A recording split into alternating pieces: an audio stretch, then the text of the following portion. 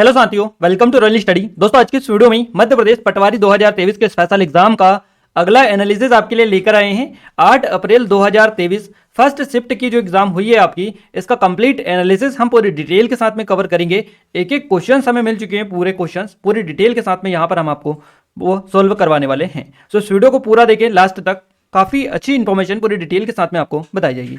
एक और चीज़ मैं आपको कवर करवा दूं गाइस, आपको बता दूं, आप सभी के काफ़ी सारे कॉल्स और मैसेजेस आ रहे थे काफ़ी दिनों से। एक दो दिनों से हम वीडियोस नहीं दे पा रहे थे आपको, क्योंकि कुछ जरूरी काम से बिजी थे, तो उसके लिए आप सभी से माफ़ी चाहते हैं।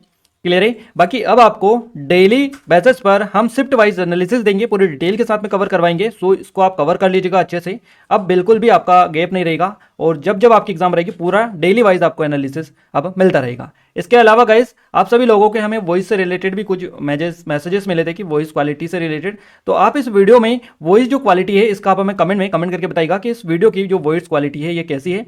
क्लियर है। हमने काफ़ी हद तक इसको इंप्रूव कर लिया है। आप हमें कमेंट में एक बार मेंशन कर दीजिएगा अगर आपको ठीक लग रही है तो।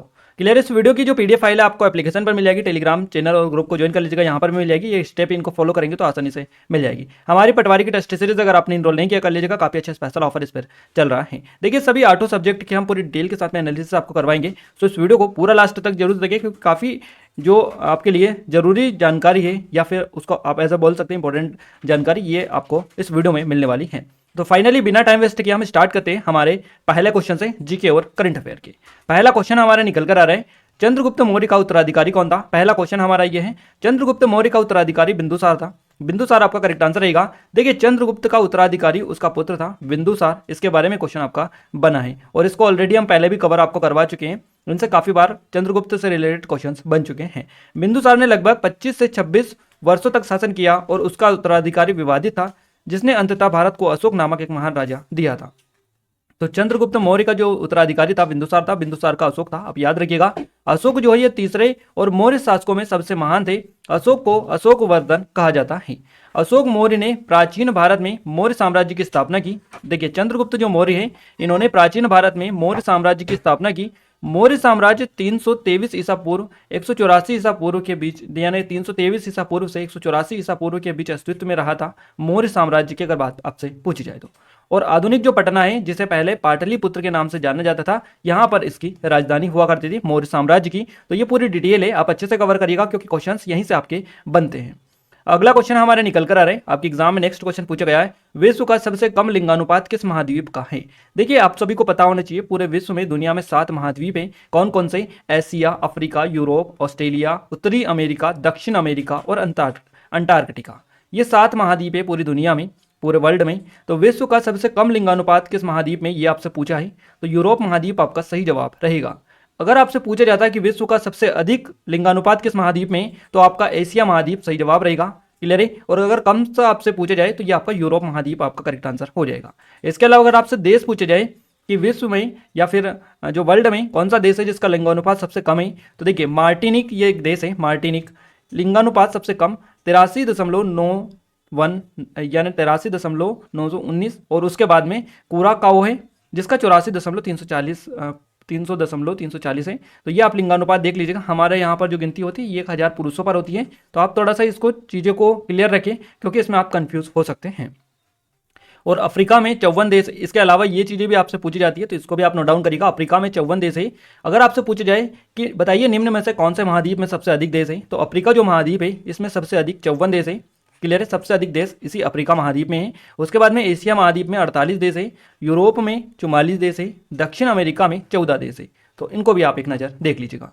नेक्स्ट क्वेश्चन पूछा गया है, लियोनेल मेसी किस खेल से संबंधित हैं। लियोनेल मेसी का जो संबंध है ये फुटबॉल से है। काफ़ी ज़्यादा प्रसिद्ध है ये और चर्चित भी रहते हैं। हर एक टूर्नामेंट या फुटबॉल कप में ये काफ़ी ज़्यादा चर्चित है।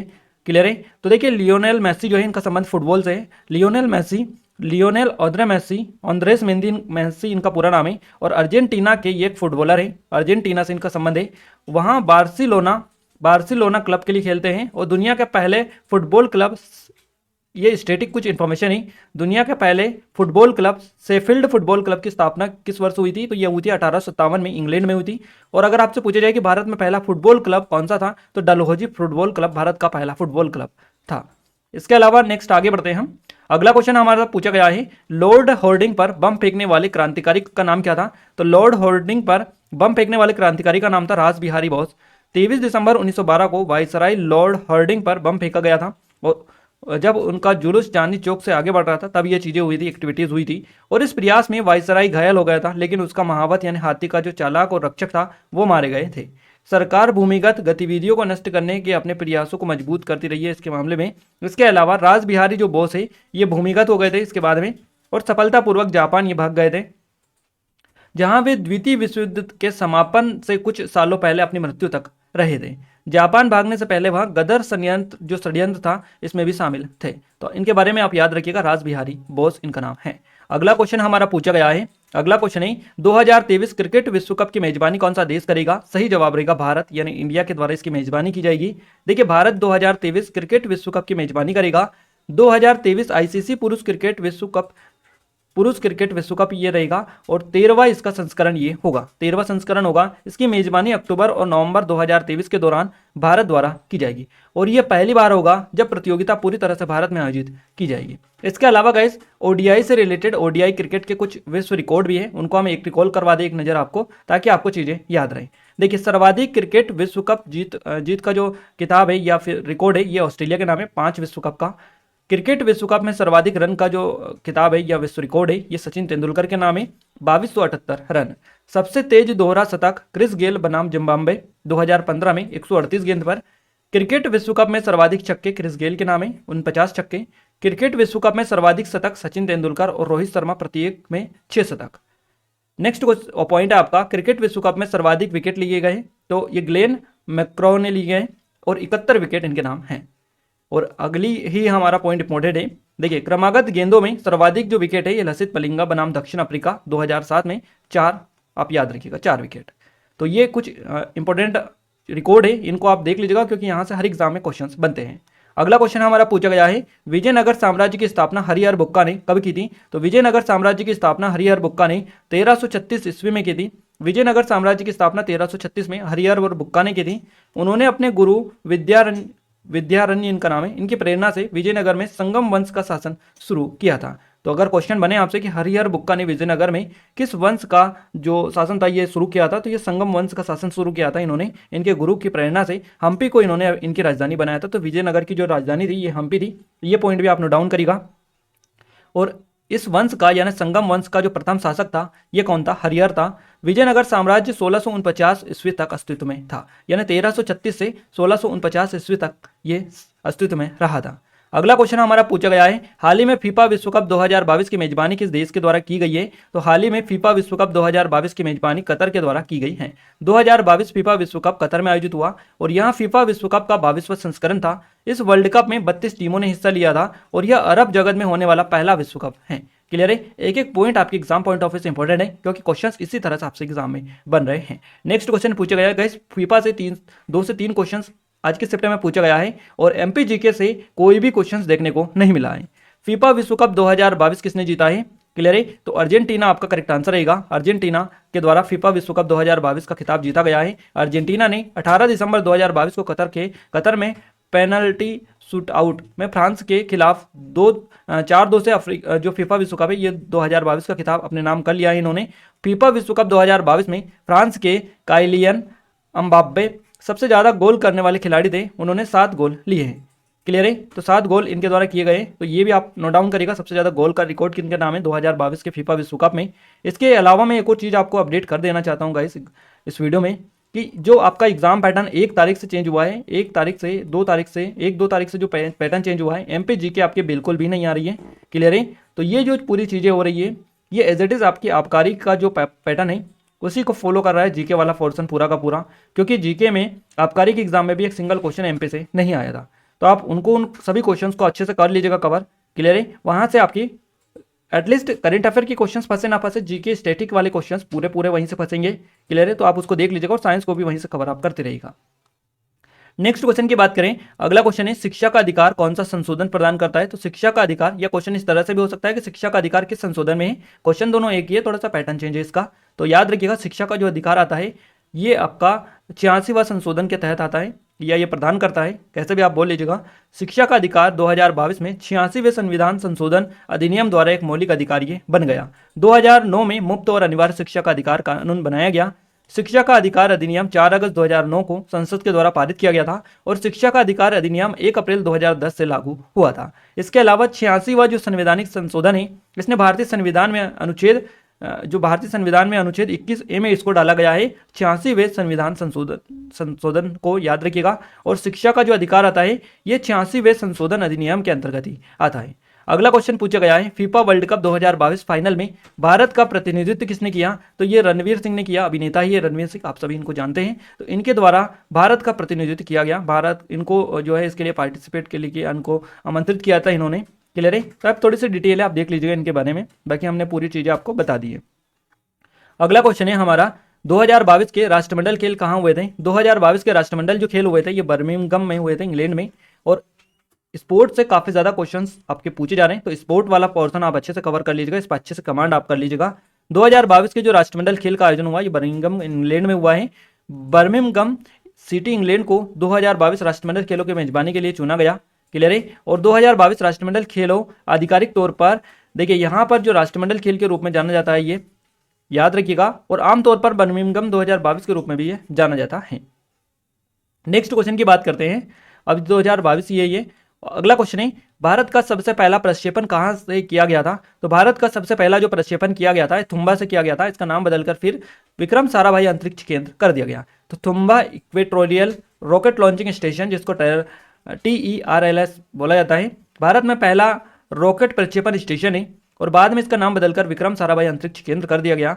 यह Thumba equatorial rocket launch station, clear है, भारत में पहला रॉकेट प्रक्षेपण स्टेशन और भारतीय अंतरिक्ष अनुसंधान संगठन इसरो के लिए स्थल है। इसने 1953 में अपना ऑपरेशन शुरू किया।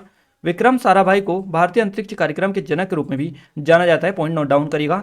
और वे भारत के प्रथम उपग्रह आर्यभट्ट के प्रक्षेपण के लिए जिम्मेदार थे। कौन? विक्रम साराभाई। और तुम्बा में इक्वेटोरियल रॉकेट बिल्डिंग स्टेशन की स्थापना भी विक्रम साराभाई के द्वारा ही की गई।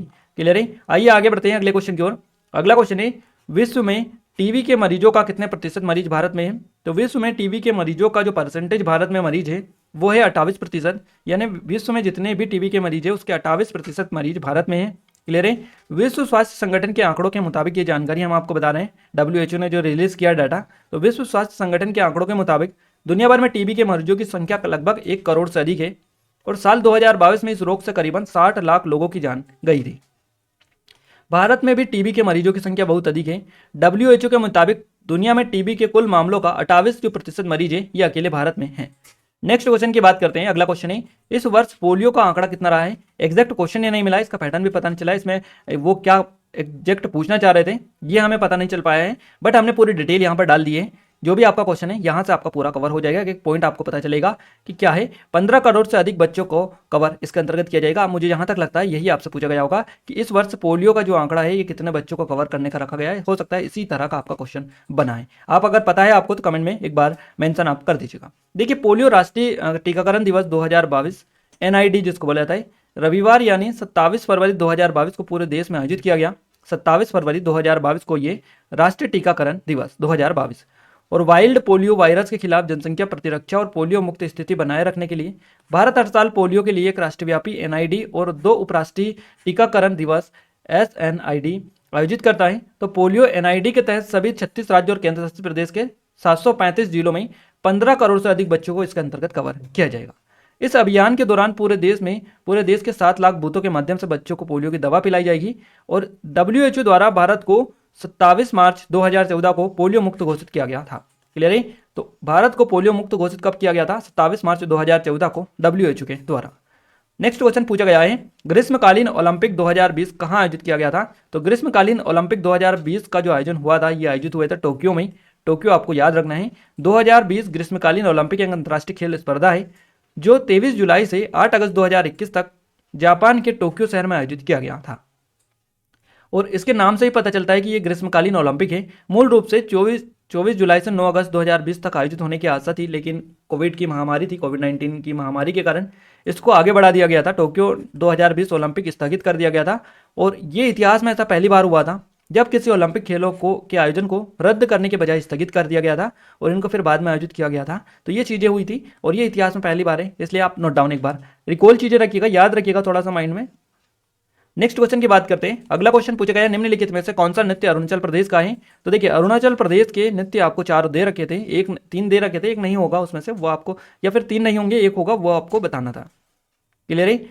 तो इस तरह से ऑप्शंस मिलते हैं, तो हमने जितने भी हैं पूरे डाल दिए। देखिए बुआ, चलो, वांचो, पासी, कोंगी, पोंग, पोपीर और बारडोछम, ये सभी जो नृत्य हैं बेसिकली अरुणाचल प्रदेश के हैं। तो आप इनको याद रखिएगा, इनमें से ही आपको ऑप्शंस में मिले हैं। इसके अलावा कुछ और भी हैं जो कि पॉपुलर है, शास्त्रीय नृत्य हैं, उनको हम आपको रिकॉल करवा दें क्योंकि यहाँ से डेली क्वेश्चन आपके बन रहे हैं। भरतनाट्यम तमिलनाडु से है, कथक उत्तर प्रदेश का है, कथकली केरल का शास्त्रीय नृत्य है, कुचिपुड़ी आंध्र प्रदेश का, ओडिसी ओडिशा का, सतरिया असम का, मणिपुरी मणिपुर का और मोहिनीअट्टम केरल का। तो इनको भी आप याद रखिएगा। अगला क्वेश्चन की बात करें, देखिए एक इंडेक्स यानी सूचकांक से आपका क्वेश्चन पूछा गया, एग्जैक्ट क्वेश्चन हमें नहीं मिल पाया है। इसके अलावा जनवरी 2023 में कोई सी चीज़ का उद्घाटन किया गया, तो ये एक्चुअली में जो उद्घाटन किया गया है उसके बारे में पूरी डिटेल हमें नहीं मिल पाई है। जो भी क्वेश्चन का एग्जैक्ट पैटर्न था वो हमें पता नहीं चल पाया, बस इतनी सी डिटेल आपको पता चलिए हमें, तो हमने आपको पूरी बताने की कोशिश की है। क्लियर है। इसके अलावा मौद्रिक नीति से भी क्वेश्चन आपका पूछा गया है। इसके अलावा आरबीआई से क्वेश्चन पूछा गया, आरबीआई बैंक से। अबुल फजल से क्वेश्चन पूछा गया, या तो उनकी रचना पूछी गई या उनसे रिलेटेड और कोई हिस्ट्री से क्वेश्चन होगा। चोल साम्राज्य से रिलेटेड भी क्वेश्चन आपका पूछा गया है। तो ये सभी क्वेश्चंस आप अच्छे से याद रखिएगा, और यहाँ से क्वेश्चंस बन रहे हैं। अगर आपको इन 4-5 क्वेश्चंस में जो डाउट है, पूरे क्वेश्चंस नहीं मिले, अगर आपको पता है तो आप कमेंट में एक बार मेंशन कर दीजिएगा। क्लियर है। आइए अब हम आगे बढ़ते हैं साइंस की ओर। साइंस को भी फटाफट कवर कर लेते हैं क्योंकि आप आज हमें अच्छे खासे क्वेश्चंस मिल चुके हैं जो कि पूरी डिटेल के साथ में आपको कवर करवाएंगे। ये हमारी टेस्ट सीरीज है पटवारी की, आपने इनरोल नहीं किया कर लीजिएगा, काफी अच्छा स्पेशल ऑफर चल रहा है। ये गाइस 299 की टेस्ट सीरीज है, ओनली ऑन 99 में आपको दी जा रही है स्पेशल ऑफर के तहत। तो आपने अगर अभी तक इनरोल नहीं किया कर लीजिएगा, काफी अच्छा स्पेशल ऑफर है इस पर। बाकी हमारी जेल प्रहरी, फॉरेस्ट गार्ड, एमपीएसआई की स्पेशली और एमपीपीएससी की ये ई बुक्स है हमारी 2022-23 की, एमपी करंट अफेयर की, इन सभी की लिंक डिस्क्रिप्शन में, आप एप्लीकेशन को डाउनलोड करके कंप्लीट डिटेल प्राप्त कर सकते हैं। साइंस को अब हम कवर करते हैं। साइंस का पहला क्वेश्चन हमारा बना है कि बेकिंग पाउडर जो होता है, खाने वाला सोडा इसको बोला जाता है। तो खाने का जो सोडा है इसका रासायनिक सूत्र क्या होता है? इसका रासायनिक सूत्र होता है NaHT। देखिए NaHCO3, NaHCO3 इसका रासायनिक सूत्र है, या इसका सूत्र है बेकिंग पाउडर का। तो आप ये नाम याद रखिएगा, यहाँ से आपके डेली एक न एक आपका सूत्र पूछे जा रहा है। नेक्स्ट क्वेश्चन बना है आपसे, सोडियम सबसे ज्यादा किस में पाया जाता है? तो सोडियम सबसे ज्यादा नमक में पाया जाता है। अगला क्वेश्चन है आम को पकाने के लिए कौन सा रसायन का उपयोग किया जाता है? तो आम को पकाने के लिए कैल्शियम कार्बाइड, यानी कि कैल्शियम कार्बाइड इसका रासायनिक सूत्र होता है CaCO3, इसका यूज किया जाता है आम को पकाने के लिए। फास्फोरस की परमाणु संख्या कितनी होती है? तो 15 होती है। निम्नलिखित में से कौन सा इक्विनाइट, देखिए इक्विनाइट तत्व है? तो इसका सही जवाब रहेगा इक्विटीनियम, है ना, थोरियम और यूरेनियम। ये जो है ये आपके इक्विनाइट तत्व है। तो इनमें से ही आपको ऑप्शन दे रखे होंगे, और लास्ट वाला ऑप्शन होगा उपरोक्त सभी। नेक्स्ट क्वेश्चन की बात करें, संवेग से क्वेश्चन बनाए। संवेग एक सदिश राशि है क्योंकि इसका एक परिमाप होता है, परिमाण होता है, और एक दिशा भी इसकी होती है, इसलिए इसको सदिश राशि, संवेग जो है सदिश राशि है। अगला क्वेश्चन पूछा गया, सोडियम कार्बोनेट का फॉर्मूला क्या होता है? देखिए फॉर्मूले से 2 क्वेश्चन बने हैं। तो Na2CO3 सोडियम कार्बोनेट का फॉर्मूला है। नेक्स्ट क्वेश्चन की बात करें, निम्न कथन में से कौन सा सही है? इस तरह से ऑप्शंस आपको दे रखे थे। अब ऑप्शंस मिलेंगे तभी इसका रिटर्न आंसर बताया जा सकता है, ऐसा बिना ऑप्शन से इस तरह के क्वेश्चंस को सॉल्व नहीं किया जा सकता है। नेक्स्ट क्वेश्चन की बात करते हैं, विद्युत का सुचालक से क्वेश्चन बना है। तो विद्युत का जो सुचालक होता है ये कॉपर होता है। आभासी प्रतिबिंब से रिलेटेड क्वेश्चन आपका पूछा गया है। कास्टिक सोडा आपसे पूछा है जिसको सोडियम हाइड्रोक्साइड बोला जाता है। तो इसके बारे में एक क्वेश्चन आपसे पूछा गया है। इसका रासायनिक सूत्र हम आपको बता दें, NaOH इसका रासायनिक सूत्र होता है कास्टिक सोडा का। इसके अलावा बीमारी यानी डिजीज से भी क्वेश्चन आपका पूछा गया है। एटॉमिक नंबर से क्वेश्चन आपका बना है। वनस्पति पेड़ पौधे से क्वेश्चन बनाए, प्लांट वगैरह से। इसके अलावा गाइस आपका ग्रीन हाउस जो प्रभाव है, ग्रीन हाउस इफेक्ट, इससे भी क्वेश्चन पूछे गए हैं। क्लियर है। इसके अलावा प्लांट और पौधों से क्वेश्चन जो कि हमने आपको यहाँ पर कवर करवा दिया, वनस्पति पेड़ पौधे से। तो ये क्वेश्चन बने। पर्यावरण से यानी कि आपका इन्वायरमेंट से 4 से 5 नंबर के क्वेश्चन पूछे गए हैं। और वैज्ञानिक खोज से रिलेटेड आई थिंक 2 क्वेश्चंस बने, 1-2 क्वेश्चंस न्यूटन के लॉ से भी क्वेश्चंस आपके पूछे गए हैं। तो ये टॉपिक हम आपको पूरे बता रहे हैं जहां जहां से आपके एग्जाम में क्वेश्चंस आए हैं। अब हम आपको कवर करवाते हैं कंप्यूटर को। देखिए कंप्यूटर में पहला क्वेश्चन बनाया, पेस्ट करने के लिए शॉर्टकट की क्या होती है? तो Ctrl+V का यूज करते हैं पेस्ट करने के लिए, कॉपी करने के लिए Ctrl+C का यूज करते हैं, कट करने के लिए Ctrl+X का यूज करते हैं, और पेस्ट करने के लिए क्वेश्चन में दे रखा है, क्वेश्चन में पूछा गया Ctrl+V। नेक्स्ट क्वेश्चन है हमारा, प्रथम पीढ़ी में कौन से कंप्यूटर आते हैं? देखिए प्रथम पीढ़ी के कंप्यूटर कौन से? इस तरह से क्वेश्चन होता है। प्रथम पीढ़ी में कौन से कंप्यूटर आते हैं? इस तरह से भी क्वेश्चंस होते हैं। तो क्वेश्चंस क्या था ये हम आपको बता रहे हैं। इसका सही जवाब आपका ENIAC रहेगा, ENIAC ENIAC इसको बोला जाता है। ये जो है प्रथम पीढ़ी का कंप्यूटर है। अब आपको ऑप्शंस दे रखे थे, देखिए आपको इस तरह से ऑप्शन क्वेश्चन दिया था कि बताइए प्रथम पीढ़ी के कंप्यूटर कौन कौन से हैं। उसमें से 3 आपके होंगे, या फिर आपको लास्ट ऑप्शन उपरोक्त सभी दे रखा होगा, या फिर उसमें से एक होगा और 3 नहीं होंगे। आपको ऑप्शंस आपके जिस हिसाब से मिले होगा उस हिसाब से उसको टैकल किया जा सकता है। तो ENIAC जो है ये प्रथम पीढ़ी का कंप्यूटर है। देखिए प्रथम पीढ़ी के जो कंप्यूटर है ये कौन कौन से हैं हम आपको पहले ही बता दें। पहली पीढ़ी के जो कंप्यूटर है इनमें ENIAC, एडवेब और यूनिवेक, IBM 700 और इसके अलावा IBM 7001, IBM 709, मार्क 1, मार्क 2, ये जो है पहली पीढ़ी के कंप्यूटर है। तो ENIAC जो है इसका फुल फॉर्म भी आप देख लीजिए, electronic numerical integrated and calculator. प्रथम इलेक्ट्रॉनिक कंप्यूटर है, ये प्रथम पीढ़ी का कंप्यूटर है। इसके अलावा ये भी प्रथम पीढ़ी के, इनमें से ही आपको ऑप्शंस मिले होंगे। अगला क्वेश्चन हमारा है MS वर्ड से आपका क्वेश्चन पूछा गया है, माइक्रोसॉफ्ट से भी क्वेश्चन पूछा गया है, MS एक्सेल से क्वेश्चन बना है, फ्लैश मेमोरी से क्वेश्चन बना है, MS पावर पॉइंट से क्वेश्चन पूछे गए हैं आपके। इसके अलावा कंप्यूटर पूछा है। अगला क्वेश्चन है कंप्यूटर किस जनरेशन में आता है, इस तरह से कोई क्वेश्चन था, एग्जैक्ट क्वेश्चन तो नहीं मिल पाया है। नेक्स्ट क्वेश्चन मिला है आपका एग्जाम में पूछा गया है, MS एक्सेल 2010 वर्कशीट में रो की अधिकतम संख्या कितनी हो सकती है। तो एक्सेल 2010 वर्कशीट में रो की जो अधिकतम संख्या है ये 10,48,576 यानी 1 मिलियन भी आपको ऑप्शंस में दे रखा हो सकता है, या फिर ये डेटा भी आपको एग्जैक्ट दे रखा हो सकता है। तो आप जो भी हो आपको क्लिक कर देना है 1 मिलियन आपको, और ये 10,48,576 दोनों ऑप्शन में मिल सकते हैं, दोनों एक ही है। अगला क्वेश्चन की बात करते हैं। अगला क्वेश्चन है प्रथम कंप्यूटर ENIAC किस पीढ़ी का था, तो प्रथम पीढ़ी का था। अगला क्वेश्चन पूछा गया है एक्सेल से एग्जिट करने के लिए कौन सी की का उपयोग किया जाता है। तो एक्सेल से एग्जिट करने के लिए या इससे बाहर निकलने के लिए, उसको बंद करने के लिए जो की का यूज़ किया जाता है Alt F4 का यूज़ किया जाता है। इसके अलावा डबल रैम कहाँ यूज़ होती है, इस तरह से भी क्वेश्चन आपका पूछा गया है। हिंदी में बात करें, आचार्य रामचंद्र शुक्ल की रचना कौन सी है, ये क्वेश्चन बना है। सही जवाब रहेगा सूरदास, त्रिवेणी, विचार संधि, चिंतामणि, रसमीमांसा, हिंदी साहित्य का इतिहास, मित्रता आदि इनकी प्रमुख रचनाएं हैं। इन्हीं में से आपको ऑप्शंस मिले हैं। इसके अलावा क्वेश्चन बना है भविष्यत काल के कितने भेद होते हैं। तो भविष्यत काल के जो 4 भेद होते हैं, 4 प्रकार होते हैं, 4 भेद प्रकार जो भी आपसे पूछा गया है। पर्यायवाची शब्द से क्वेश्चन बना है, उपसर्ग और प्रत्यय से क्वेश्चन आपके पूछे गए हैं। इसके अलावा समास आपकी आई थी, तत्सम तद्भव से क्वेश्चन पूछे गए। आज छंद से क्वेश्चन देखने को नहीं मिले। मुहावरे आपके आए हैं, शुद्ध वाक्य से क्वेश्चंस बने हैं, रचना और कवियों के नाम से 3 क्वेश्चंस बने हैं। अलंकार आपके पूछे गए हैं, क्रम से जमाना यानी पैरा जंबल जो इंग्लिश में आ रहा है, PQ वाले क्वेश्चंस वो आपके हिंदी में भी आ रहे हैं, तो उनको भी आप अच्छे से करके जाइएगा। शुद्ध वर्तनी आपकी आ रही है, और विलोम शब्द से भी आपके क्वेश्चंस बन रहे हैं। बात करें मैनेजमेंट में, तो मार्केटिंग से क्वेश्चंस बने हैं, इकोनॉमी से क्वेश्चंस बने हैं, ट्रेनिंग से क्वेश्चंस पूछे गए हैं, संगठन से, नियोजन से, विपणन से 7 से 8 क्वेश्चंस बने हैं, नियंत्रण से भी क्वेश्चंस बने हैं।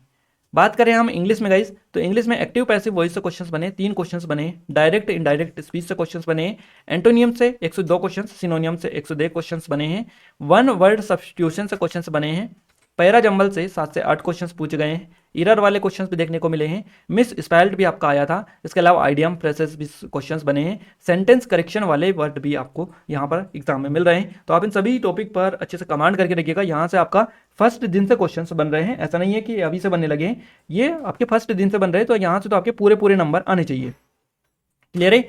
अब बात करते हैं हम मैथ्स की, तो मैथ्स में लाभ हानि से क्वेश्चंस बन रहे हैं, प्रतिशत से 4 से 5 क्वेश्चंस आए हैं, समय कार्य से 3 क्वेश्चंस, SI CI से क्वेश्चंस बने, सरलीकरण सिंप्लीफिकेशन से क्वेश्चंस, अनुपात समानुपात से, पाई चार्ट से क्वेश्चंस पूछे गए, माध्य माध्यिका बहुलक से क्वेश्चंस बने, ज्यामिति से, क्षेत्रमिति, नाव धारा से क्वेश्चंस बने, और पार्टनरशिप वाले जो क्वेश्चंस है, साझेदारी वाले, वो भी आपको देखने को मिले हैं। एज रिलेटेड प्रॉब्लम यानी आयु से रिलेटेड क्वेश्चंस भी, DI वाले क्वेश्चंस आए हैं, संख्या पद्धति नंबर सिस्टम से क्वेश्चंस बने हैं। इसके अलावा औसत आपका देखने को मिला है, मिक्सचर एंड एलिगेशन वाले क्वेश्चंस भी देखने को मिले हैं, मिश्रण वाले, आई थिंक आप सभी को पता होगा, मिश्रण वाले क्वेश्चंस देखने को मिले हैं, समय कार्य वाले क्वेश्चंस। इसके अलावा रेलगाड़ी के बाद में बोर्ड मास से क्वेश्चन है, पाइप टंकी वाले क्वेश्चंस भी है समय कार्य के अंतर्गत जो कि आते हैं, तो पाइप टंकी भी आप इन पर भी कमांड रखिएगा।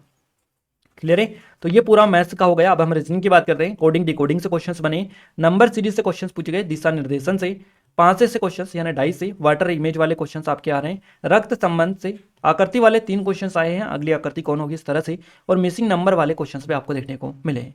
क्लियर है। अल्फाबेटिक सीरीज भी आपको आई, ये रैंकिंग वाले क्वेश्चंस लगातार बन रहे हैं, बैठक व्यवस्था यानी सीटिंग अरेंजमेंट से आज कम क्वेश्चंस देखने को मिले हैं, दिशा दूरी से 2 क्वेश्चंस, कथन निष्कर्ष से भी क्वेश्चंस बने हैं। तो ये सभी टॉपिक हमने आपको बता दिए जहां जहां से आपके एग्जाम में क्वेश्चंस बने हैं।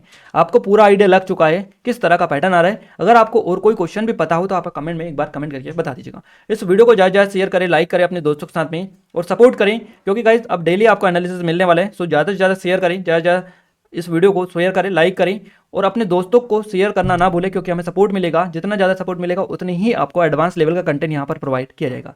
ये हमारी पटवारी की टेस्ट सीरीज, अगर आपने इनरोल नहीं किया कर लीजिएगा, काफ़ी अच्छा स्पेशल ऑफर चल रहा है। और जो लोग इस चैनल पर पहली बार विजिट कर रहे हैं तो उनसे यही कहना चाहेंगे कि आप चैनल को सब्सक्राइब करके रखिएगा, ताकि जो भी नया वीडियो आए वो सबसे पहले आप तक पहुंच पाए। इस वीडियो के पीडीएफ फाइल के लिए आप टेलीग्राम को ज्वाइन कर लीजिएगा, एप्लीकेशन को डाउनलोड कर लीजिएगा, वहीं पर इसकी पीडीएफ आपको मिल पाएगी। क्लियर है? ये स्टेप को फॉलो कर लीजिएगा, आसानी होगी आपको पीडीएफ को प्राप्त करने में।